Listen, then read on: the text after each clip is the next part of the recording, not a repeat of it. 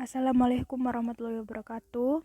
Kami dari kelompok 12 akan mempresentasikan makalah yang bertema tentang kesulitan belajar. Pengertian dan macam kesulitan belajar. Kesulitan belajar adalah suatu gangguan dalam satu atau lebih dari proses psikologis dasar yang mencakup pemahaman dan penggunaan bahasa ujaran atau tulisan. Kesulitan belajar menunjuk pada sekelompok kesulitan yang dimanifestasikan dalam bentuk kesulitan yang nyata dalam kemahiran dan penggunaan kemampuan mendengarkan, berbicara, membaca, menulis, menalar, atau dalam bidang matematika. Macam-macam kesulitan belajar siswa mencakup pengertian yang sangat luas, yaitu diantaranya 1. Learning disorder atau kekacauan belajar adalah keadaan di mana proses belajar seseorang terganggu karena timbulnya respon yang bertentangan pada dasarnya yang mengalami kekacauan belajar. Potensi dasarnya tidak dirugikan, akan tetapi belajarnya terganggu atau terhambat oleh adanya respon-respon yang bertentangan, sehingga hasil belajar yang dicapainya lebih rendah dari potensi yang dimilikinya. Yang kedua ada learning dysfunction adalah gejala di mana proses belajar yang dilakukan siswa tidak berfungsi dengan baik, meskipun sebenarnya siswa tersebut tidak menunjukkan adanya subnormalitas mental, gangguan alat indera, atau gangguan psikologis lainnya.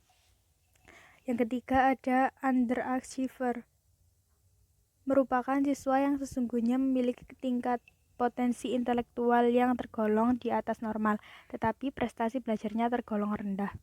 Yang keempat ada slow learner atau lambat belajar, adalah siswa yang lambat dalam proses belajar sehingga membutuhkan waktu yang lebih lama dibandingkan sekelompok siswa lain yang memiliki taraf potensi intelektual yang sama.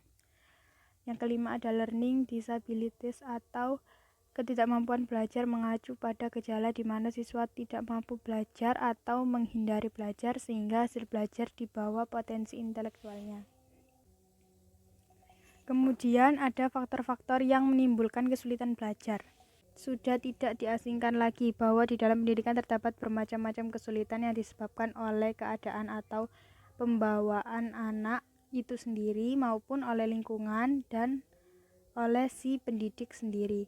Secara garis besar, faktor penyebab timbulnya kesulitan belajar terdiri atas dua macam, yaitu faktor intern siswa dan faktor ekstern dari siswa. Faktor intern siswa yaitu 1. Yang bersifat kognitif atau ranah cipta, seperti rendahnya kapasitas inteligensi siswa. Yang kedua ada yang bersifat afektif atau ranah rasa, seperti labilnya emosi dan sikap.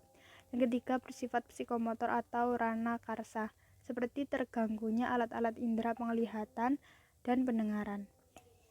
Lalu ada faktor ekstern siswa, yaitu faktor ekstern meliputi semua situasi dan kondisi lingkungan sekitar yang tidak mendukung aktivitas belajar siswa. Lalu ada diagnosis kesulitan belajar. Dalam melakukan diagnosis diperlukan adanya prosedur yang terdiri atas langkah-langkah tertentu yang diorientasikan pada ditemukannya kesulitan belajar jenis tertentu yang dialami siswa. Langkah-langkah diagnosis dalam kesulitan belajar yaitu identifikasi, menentukan prioritas, menentukan potensi, menentukan taraf kemampuan dalam bidang yang perlu diremediasi, menentukan gejala kesulitan, menganalisis faktor-faktor yang terkait, menyusun rekomendasi untuk pengajaran. Dalam melakukan diagnosis, ada beberapa prinsip yang harus diperhatikan oleh seorang guru bagi anak yang berkesulitan belajar. Prinsip-prinsip tersebut yaitu 1. Terarah pada perumusan metode perbaikan. 2. Efisien. 3. Menggunakan catatan kumulatif. 4. Memperhatikan berbagai informasi yang terkait. 5. Valid dan variabel. 6. Penggunaan tes baku. 7. Penggunaan prosedur informal. 8. Kuantitatif. 9. Berkesinambungan. Selanjutnya, cara mengatasi kesulitan belajar akan dibacakan atau dipresentasikan oleh rekan saya, yaitu Anissa Fitriah. Selanjutnya yakni mengenai cara mengatasi kesulitan belajar. Menurut Tajab, langkah-langkah untuk mengatasi kesulitan belajar adalah sebagai berikut, yakni 1. Pengumpulan data, 2. Pengolahan data, 3. Diagnosis, 4. Prognosis, 5. Treatment, dan 6. Evaluasi. Adapun cara lain untuk mengatasi kesulitan belajar, yakni memiliki tujuan belajar dan sasaran yang hendak dicapai, mengenali bakat dan minat, ciptakan suasana belajar yang menyenangkan, catatlah keberhasilan belajar yang telah kamu capai sebagai alat pemacu keberhasilan selanjutnya, mintalah pertimbangan pada guru, teman, atau seseorang yang dirasa memiliki kemampuan untuk menyelesaikan permasalahan belajar, melengkapi sarana belajar, memelihara kondisi kesehatan, hindari makanan yang berisiko merusak otak. Adapun solusi yang diberikan oleh pihak BK dalam mengatasi masalah belajar siswa, yaitu melakukan pendekatan terhadap siswa, pencarian data tentang masalah, yaitu dengan berkomunikasi dengan orang tua siswa dan wali kelas, melakukan konsultasi secara privat. Mungkin sekian yang dapat kami sampaikan. Mungkin ada yang kurang jelas, bisa ditanyakan, dan mungkin ada yang ingin melengkapi dari kurangnya presentasi kami. Terima kasih.